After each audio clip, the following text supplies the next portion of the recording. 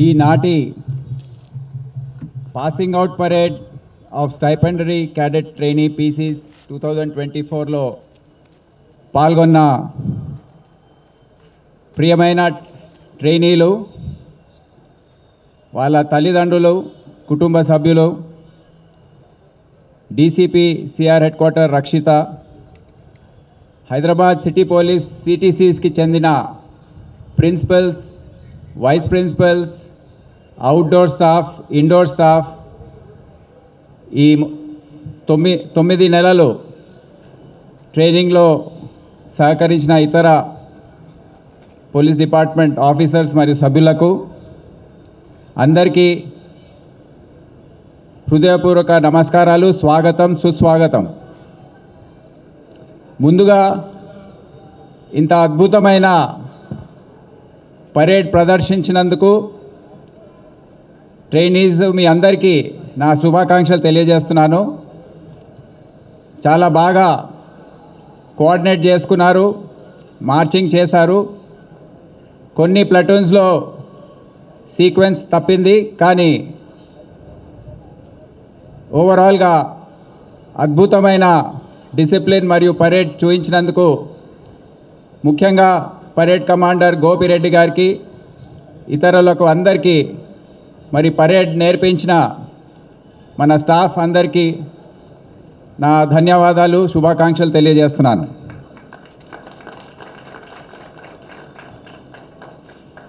ఈరోజు రాష్ట్ర వ్యాప్తంగా 8,047 మంది పోలీస్ స్టైపెండరీ క్యాడెట్ ట్రైనీస్ని పాసింగ్ అవుట్ పరేడ్ జరుగుతూ ఉంది అనేక జిల్లాల్లో. దీంట్లో 4,116 మంది సివిల్ కానిస్టేబుల్స్, 3,685 మంది ఏఆర్ కానిస్టేబుల్స్, 228 మంది కమ్యూనికేషన్ డిపార్ట్మెంట్ చెందిన కానిస్టేబుల్స్, 18 మంది పోలీస్ ట్రాన్స్పోర్ట్ ఆర్గనైజేషన్ చెందిన కానిస్టేబుల్స్ ఉన్నారు. అయితే హైదరాబాద్ సిటీ పోలీస్ చెందిన 4 ట్రైనింగ్ సెంటర్స్కి 1,128 మందిని ట్రైనింగ్ కోసం కేటాయించడం జరిగింది. దాంట్లో ఈరోజు 747 మంది ట్రైనీ కానిస్టేబుల్స్ ఈరోజు పాసింగ్ అవుట్ పరేడ్లో పాల్గొంటున్నారు. 381 మంది ఉమెన్ కానిస్టేబుల్స్ తెలంగాణ పోలీస్ అకాడమీలో పాసింగ్ అవుట్ పరేడ్ వారు శిక్షణ ఇక్కడ పొంది అక్కడ పాసింగ్ అవుట్ పరేడ్లో వాళ్ళు పాల్గొంటున్నారు. ఇక్కడ ఉన్నవారందరూ కూడా ఏఆర్, కమ్యూనికేషన్స్ మరియు పోలీస్ ట్రాన్స్పోర్ట్ సంబంధించిన ట్రైనీ కానిస్టేబుల్స్ ఉన్నారు. మీ అందరికీ కూడా మరోసారి నా శుభాకాంక్షలు తెలియజేస్తున్నాను. ఈరోజు ఈ పాసింగ్ అవుట్ పరేడ్ సందర్భంగా నాకు నా సొంత పాసింగ్ అవుట్ పరేడ్ గుర్తొస్తూ ఉంది. 1992వ సంవత్సరంలో నేషనల్ పోలీస్ అకాడమీలో ఇటువంటి సందర్భంలోనే నా పాసింగ్ అవుట్ పరేడ్ జరిగింది. మేము దాదాపు 80 మంది ఐపీఎస్ ట్రైనీలుగా ఆ రోజు పాల్గొన్నాము. నాకు గుర్తుంది, ఆ రోజు వర్షం పడతా ఉంది. అయినా ఎంత వర్షం పడ్డా ఏది జరిగినా పాసింగ్ అవుట్ పరేడ్ ఖచ్చితంగా జరగవలసిందే అనే ఒక నియమం పోలీస్ డిపార్ట్మెంట్లో ఉంది. ఆ రోజు ఎప్పుడు కూడా మర్చిపోలేను. మీకు కూడా తెలియజేస్తున్నాను, పోలీస్ డిపార్ట్మెంట్లో ఏదైతే మీ వచ్చే 30-35 సంవత్సరాలు మీరు గడపబోతున్నారో ఆ సందర్భంలో కూడా మీరు ఎప్పుడు కూడా ఈ రోజుని మర్చిపోలేరు. మీకు ఎప్పుడు కూడా ఇది గుర్తుంటుంది. ఈరోజు ఏమేమి జరిగాయి, ఎవరెవరు వచ్చారు, మీ కుటుంబ సభ్యులు చూడడానికి ఎవరు వచ్చారు, ఏదైతే ఫొటోస్ మీరు తీసుకుంటారో ఈరోజు పరేడ్ తర్వాత, పరేడ్ ముందు, అవన్నీ కూడా మీకు ఒక మంచి స్ఫూర్తిగా స్మృతిగా ఉండిపోతాయని మీ అందరికి తెలియజేస్తున్నాను. ఈరోజు మీ పోలీస్ కెరియర్కి ఒక ముఖ్యమైన ఘట్టం అని నేను తెలియజేస్తున్నాను. మీరు ఒక ప్రమాణం చేశారు ఇప్పుడే. నాకు నా ప్రమాణం గుర్తుంది. నేను 22 సంవత్సరాల్లో, నా వయసు అప్పుడు 22, నేను పాసింగ్ అవుట్ పరేడ్లో పాల్గొన్నప్పుడు ఏదైతే ప్రమాణం హిందీ భాషలో మా ద్వారా చేయించారో ఆ భావాలు, దాని అర్థాలు నేను ఎప్పుడు కూడా మర్చిపోలేదు. 33 సంవత్సరాల సర్వీస్ ఇప్పుడు నేను పూర్తి చేసుకున్నాను. ప్రతి నిమిషం కూడా అవి స్ఫూర్తిగా తీసుకొని ఆ భావాలని పని చేసేటప్పుడు అదే విధంగా చేయాలని ఒక స్ఫూర్తితో నేను ఎప్పుడు కూడా చేశాను. మీకు కొద్దిగా గుర్తు చేస్తాను. ఇప్పుడు మీరు ఏమేమి చెప్పారు? మీరేమన్నారు? రాజ్యాంగానికి విధేయునిగా ఉంటానని. దీని అర్థం మన కాన్స్టిట్యూషన్ ఉంది, మన రాజ్యాంగం ఉంది, మన దేశానికి అదే పెద్ద చట్టం. దాంట్లో ఏదైతే స్ఫూర్తి ఉందో, దాని అర్థం ఉందో మనం అర్థం చేసుకొని మన వచ్చే 30 సంవత్సరాల పాటు మనము అదే స్ఫూర్తితో న్యాయంగా పనిచేయాలని దాని అర్థం. నిజాయితీతో వ్యవహరిస్తానని. మనం వచ్చే కాలంలో ఎన్నో ప్రలోభాలు ఉంటాయి, ఎన్నో ఒత్తిళ్ళు ఉంటాయి. అవన్నీ కూడా అధిగమించి నిజాయితీతో వ్యవహరించడం అనేది చాలా ముఖ్యం. నిష్పక్షపాతంగా, నిర్భయంగా, రాగద్వేషాలకు అతీతంగా వ్యవహరిస్తానని మీరు ప్రమాణం చేశారు. దీని అర్థాలు కూడా చాలా లోతుగా ఉంటాయి. ఎవరు కూడా మీరు కులం, మతం ఇది అడ్డు రాకుండా చట్ట ప్రకారమే మీరు పనిచేస్తారని, ప్రాణాలు పోయినా ప్రజల రక్షణ, వాళ్ళ ఆస్తి, వాళ్ళ ప్రాణాలని కాపాడడానికి మీరు కష్టపడతారని దీని అర్థం. ప్రజల హక్కులను గౌరవిస్తూ, అంటే మన రాజ్యాంగంలో freedom of speech, of life, Liberty అనేది చాలా ముఖ్యం. అయితే మనం వ్యవహరిస్తున్నప్పుడు, మన డ్యూటీ చేస్తున్నప్పుడు ప్రజల హక్కులను ఎప్పుడు కూడా మనము హరించవద్దు. ప్రజాస్వామ్య స్ఫూర్తితో మనం వ్యవహరించాలని మనం గుర్తుపెట్టుకోవాలి.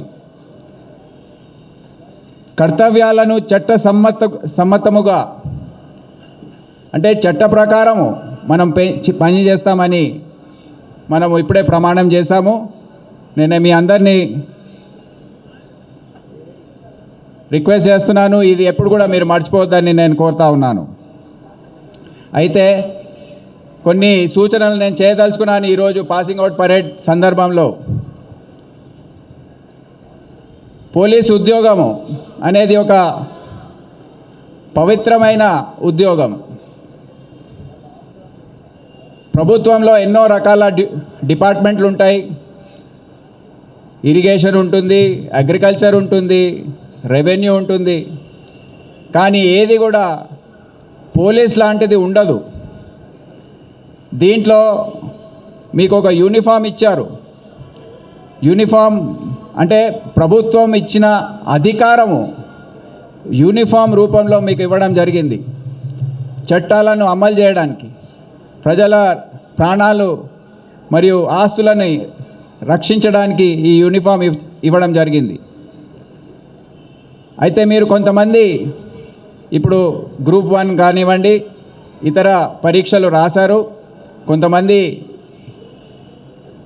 పోలీసు ఉద్యోగాన్ని మీరు వదిలేసి వెళ్ళిపోయే అవకాశం కూడా ఉంది.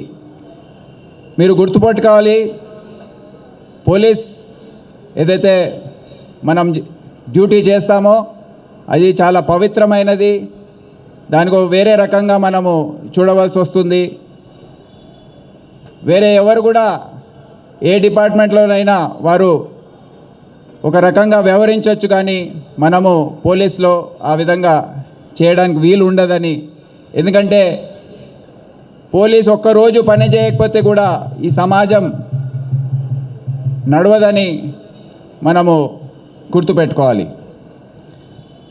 మన దేశంలో నిరుద్యోగ సమస్య చాలా ఎక్కువగా ఉంది, మన అందరికి తెలుసు. చదువుకుంటున్నాము, పోస్ట్ గ్రాడ్యుయేట్స్గా ఉంటున్నాము, కానీ దానికి తగిన రీతిలో ఉద్యోగ అవకాశాలు లేవు. ఇప్పుడు ఈ బ్యాచ్లోనే 1361 మంది పోస్ట్ గ్రాడ్యుయేట్స్ ఉన్నారు. మొత్తం 8000 మందిలో 5470 మంది గ్రాడ్యుయేట్స్ ఉన్నారు. 15 మంది LLB కంప్లీట్ చేసిన వారు ఉన్నారు. ఇది మనం గుర్తుపెట్టుకోవాలి. ఎప్పుడు కూడా మన చేతిలో ఉన్న ఉద్యోగాన్ని ఎప్పుడు కూడా 30 సంవత్సరాల పాటు అరే ఎందుకు ఈ పోలీసులో చేరాను అని బాధపడుతూ ఎప్పుడు కూడా మనము ఆ భావంతో ఉండవద్దు. దీన్ని ఒక పవిత్రమైన విధిగా గుర్తించి మనము పూర్తి ఆత్మతో విశ్వాసంతో మనము విధులు నిర్వర్తించాలని నేను కోరుతా ఉన్నాను. ఇంకో సూచన నేను చేయదలుచుకున్నాను. నాకు తెలియదు ఎంతమంది పెళ్ళి అయిందో ఈ బ్యాచ్లో, కానీ కుటుంబ సభ్యుల సహకారం చాలా చాలా అవసరం పోలీస్కి. ఎవరైతే పోలీస్లో పనిచేస్తున్నారో మహిళలు కావచ్చు, పురుషులు కావచ్చు, వారికి కుటుంబ సహకారం చాలా అవసరం. అందుకే నేను అప్పీల్ చేస్తున్నాను ఇక్కడ ఉన్న మన కుటుంబ సభ్యులందరికీ. ఇక్కడ భర్తలు ఇక్కడ ఉన్నారు, అంటే ఉమెన్ కానిస్టేబుల్స్ లేరు కనుక భార్యలు ఎవరైతే ఉన్నారో, కుటుంబ సభ్యులు, పిల్లలు, తల్లిదండ్రులు అందరు కూడా మీ సహకారం లేకపోతే వాళ్ళు విధులు సరిగ్గా నిర్వర్తించే అవకాశం ఉండదు. పని గంటలు అనేది మాకు సరిగా ఉండవు. 24 గంటలు మేము డ్యూటీలో ఉండాలి. ఎప్పుడు ఆ 24 గంటలు వస్తుందో మాకు తెలియదు. అనేక సందర్భాల్లో ఇంటి నుండి దూరం ఉండవలసిన అవసరం వస్తుంది. కర్ఫ్యూలు ఉంటాయి, ఎమర్జెన్సీస్ ఉంటాయి, లా అండ్ ఆర్డర్ ప్రాబ్లమ్స్ ఉంటాయి, విఐపి విజిట్స్ ఉంటాయి, అనేక రకాల నేరాలు జరుగుతూ ఉంటాయి. పరిస్థితులు బట్టి మన డిప్లాయ్మెంట్స్, మన పోస్టింగ్స్ జరుగుతూ ఉంటాయి. కుటుంబ సభ్యులకు దూరం ఉండే అవకాశం ఉంటుంది. అటువంటి సందర్భాల్లో కుటుంబ సభ్యులు సహకరించకపోతే వారికి చాలా మానసికంగా ఆవేదన అనేది కలుగుతుంది. నేను ఇప్పుడు కూడా చూస్తున్నాను, డైలీ రోజువారీగా జరిగే ఆ పెటిషనర్స్ టైంలో 3 నుండి 6 గంటల వరకు చాలామంది కానిస్టేబుల్స్ కానివ్వండి, ఉమెన్ కానిస్టేబుల్స్ కానివ్వండి, వారు వచ్చి కంప్లైంట్ చేస్తుంటారు, మాకు కుటుంబ సహకారం లేదు, కష్టమవుతుంది, మాకు పోస్టింగ్ ఇవ్వండి ఇంటి దగ్గరకని. అన్ని సందర్భాల్లో అది సాధ్యం కాకపోవచ్చు. నేను అందరినీ ఈ సందర్భంగా అందరికీ అప్పీల్ చేస్తున్నాను, ఎవరైతే ఇక్కడ డ్యూటీలో పాసింగ్ అవుట్ పరేడ్లో పాల్గొంటున్నారో, వచ్చే రోజుల్లో డ్యూటీస్ చేస్తారో, వాళ్ళందరికీ మీ సహకారం పూర్తి స్థాయిలో ఉండాలని నేను కోరుతా ఉన్నాను. ఇంకో సూచన నేను చేయదలుచుకున్నాను. మనకు కొన్ని అలవాట్లు ఈ స్ట్రెస్ వల్ల, ఈ ఉద్యోగ ఒత్తిడి వల్ల వచ్చే అవకాశం ఉంటుంది.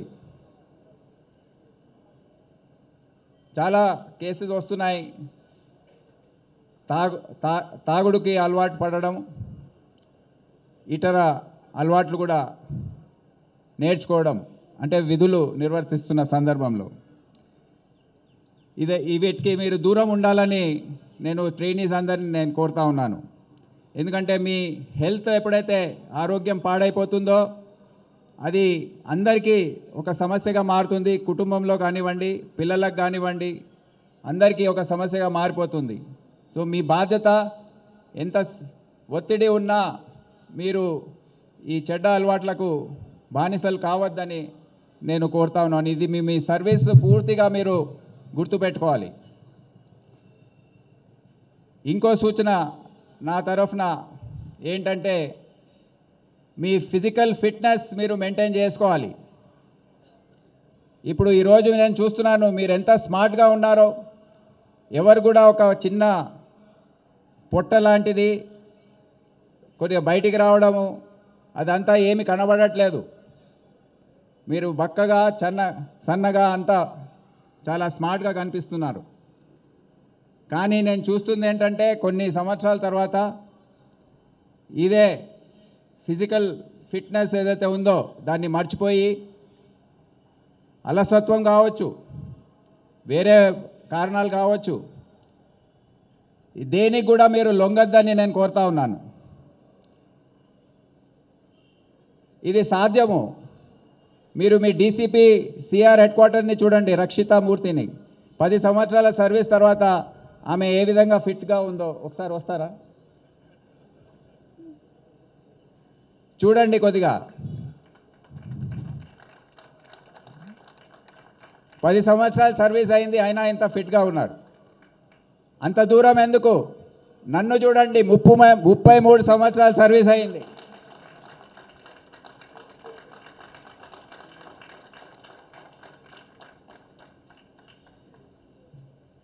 ఈ రోజు నేను పాసింగ్ అవుట్ పరేడ్ చేశాను. అప్పటికి 33 సంవత్సరాల తర్వాత నా వెయిట్ ఏదైతే ఉందో 75-76 కేజీల మధ్యనే నేను మెయింటైన్ చేసుకున్నాను. పాసింగ్ అవుట్ పరేడ్లో నేను వేసుకున్న డ్రెస్సు నేను ఇప్పుడు కూడా వేసుకునే శక్తి స్తోమత నాకు ఉంది.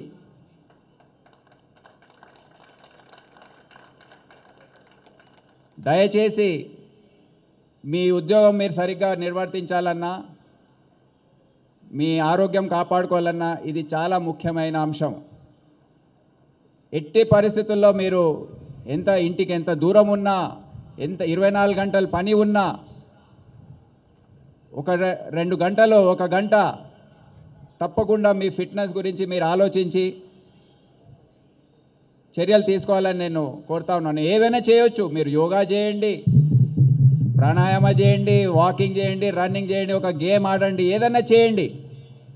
కానీ తప్పకుండా ఆరోగ్యాన్ని, ఈ ఫిజికల్ ఫిట్నెస్ ఏదైతే మీరు ఈరోజు ప్రదర్శించారో అది మీరు కాపాడుకోవాలని నేను కోరుతా ఉన్నాను. దీనికి శ్రమ అవసరం, దానిపైన దృష్టి అవసరం. కుటుంబ సభ్యులు కూడా మీ ఒత్తిడి వల్ల మీరు వాళ్ళని ఫిట్గా ఉండేటట్టు మీరు చర్యలు తీసుకోవాలని నేను కోరుతా ఉన్నాను. ఇంకో సమస్య మనకు వస్తుంది. మనకు ఎప్పుడూ అనిపిస్తూ ఉంటుంది సర్వీస్ చేస్తున్న కాలం, అరే జీతం సరిపోవట్లేదు, చాలా కష్టం అవుతుందని. నేను ఒకటి మీకు తెలియజేయదలుచుకున్నాను. మనకు ఒక ఉద్యోగం ఉంది, దానికి సరైన జీతం వస్తుంది, కానీ ప్రభుత్వం అనేది దాన్ని ఎక్కువగా పెంచే అవకాశాలు ఉండవు. మనము దీంట్లోనే సంతృప్తి చెంది మన జీవన శైలి ఏదైతే ఉందో దాన్ని అదేవిధంగా అడాప్ట్ చేసుకొని దాన్ని మార్చుకొని అదేవిధంగా ఉండాలని నేను మీ అందరినీ కోరుతున్నాను. ఐపీఎస్ లాంటి ఉద్యోగంలో కూడా మాకు మీరు అనుకుంటారు ఇక్కడ చాలా పెద్ద వీళ్ళు ఐపీఎస్ ఆఫీసర్లు, ఐఏఎస్ ఆఫీసర్లు, వీళ్ళకు జీతాలు ఎక్కువ ఉంటాయి అని మీరు అనుకుంటారు. కానీ మీకు తెలియజేయదలుచుకున్నాను, అంత ఉండవు. ఒక పరిస్థితిలో నేను ఈ ఉద్యోగానికి రాజీనామా చేసి వెళ్ళిపోవాలని అనుకున్నాను, ఎందుకంటే జీతం సరిపోవట్లేదని. కానీ అది పెద్ద తప్పు అయ్యేది. క్రమేణా ఆ జీతాలు ఏవైతే ఉన్నాయో అవి పెరుగుతూ ఉంటాయి. మనము దీన్ని ఒక T20 క్రికెట్ మ్యాచ్ లాగా భావించవద్దు. చెడ్డ అలవాట్లకు, అవినీతికి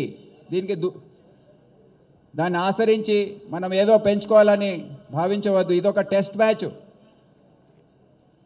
30-35 సంవత్సరాల పాటు మనము ఉద్యోగం చేసే అవసరం ఉంటుంది. ఓపిక అవసరం, మన అవసరాలని కొద్దిగా కట్టడి చేసే అవసరం. ఇవన్నీ కూడా మీరు గుర్తుపెట్టుకోవాలని ఈరోజు నేను కోరుతా ఉన్నాను.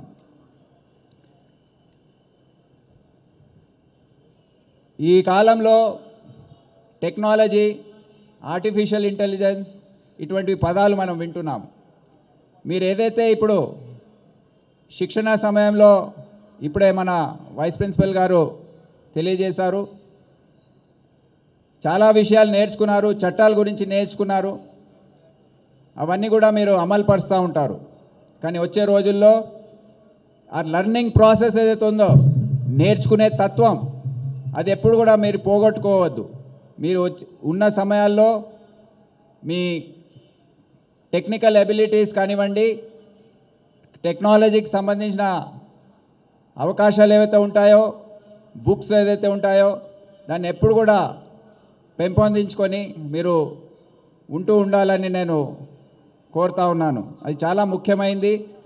మనము మానసికంగా పతనం అనేది చెందకుండా మనం ఉంటామని మీ అందరికి తెలియజేస్తున్నాను. ఆఖరిలో ఎవరైతే principals, vice principals, drill masters, outdoor indoor staff ఎవరైతే పాఠాలు నేర్పారో వారందరికీ కూడా హృదయపూర్వకంగా నేను ఈ సందర్భంగా నా కృతజ్ఞత తెలియజేస్తున్నాను, అభినందన తెలియజేస్తున్నాను. ఇంత బ్రహ్మాండమైన పరేడ్ మీరు ఏర్పాటు చేశారు, వారికి శిక్షణ ఇచ్చారు 9 నెలల పాటు. వచ్చే రోజుల్లో ఈ రాష్ట్రానికి కూడా 8,000 మంది కానిస్టేబుల్ స్థాయి అధికారులు మన పోలీస్ ఫోర్స్లో రాబోతున్నారు. అందరికీ ఎవరైతే ఈ పూర్తి కార్యక్రమంలో పాల్గొన్నారో నా హృదయపూర్వక అభినందనలు తెలియజేస్తూ, ఈ అవకాశం ఇచ్చిన మీ అందరికీ, కుటుంబ సభ్యులకు, పెద్దలకు, ట్రైనీస్కి నా కృతజ్ఞత తెలియజేస్తూ సెలవు తీసుకుంటున్నాను. జై హింద్.